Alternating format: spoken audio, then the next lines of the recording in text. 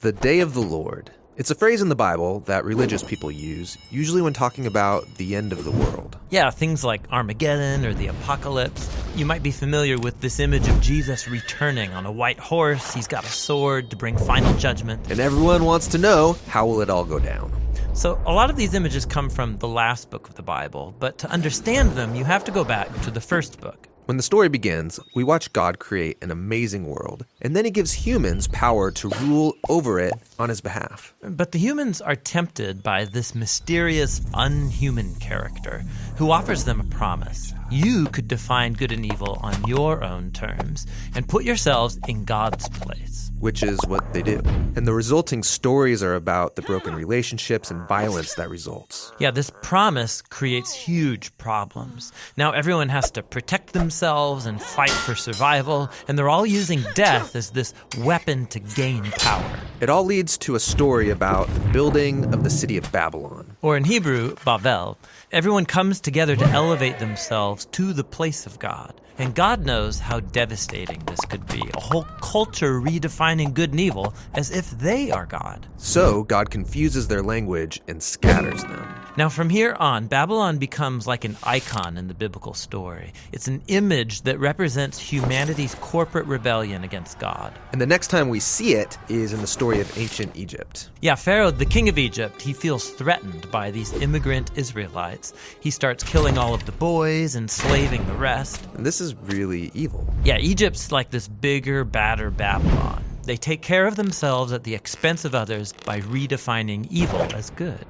And so God turns Pharaoh's evil back on him. His pride drives him forward, and he's swallowed up by death. Now, after this great deliverance, the Israelites sing a song about how God is their warrior who liberated them from evil. And the Israelites referred to this moment as the day. The day they were rescued from a corrupt human system. And every year since then, the Israelites have celebrated the day of their liberation with this symbolic meal of a sacrificial lamb. It's called Passover. Eventually, Israel comes into its own land, have their own kings, and they face new enemies. So that past day of the Lord, celebrated every Passover, begins to generate hope that God will bring the day again to save Israel from new threats.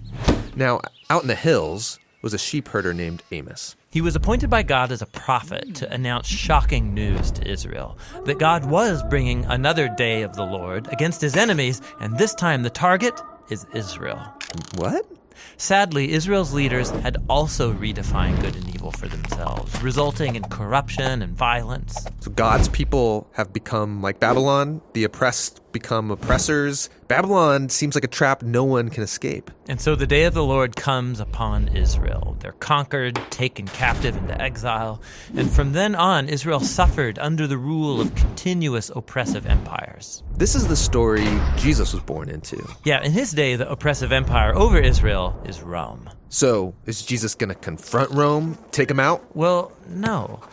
Jesus saw the real enemy as that mysterious, unhuman evil. The evil that's lured Babylon, Egypt, Rome, Israel. All humanity has given in to evil's promise of power. This is what Jesus resisted alone in the wilderness when he was tempted to exploit his power for self-interest. But he didn't.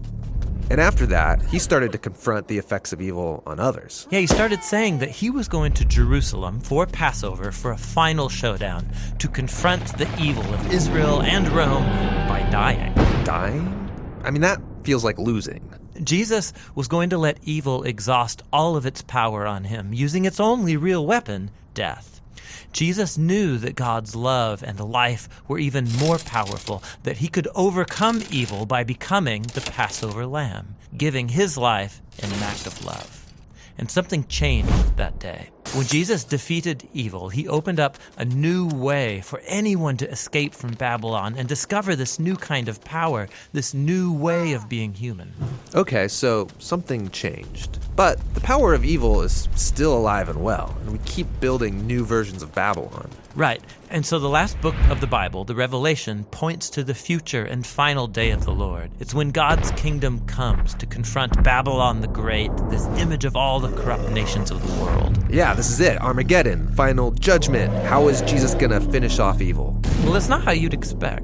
In the Revelation, the victorious Jesus is symbolized by a sacrificial bloody lamb.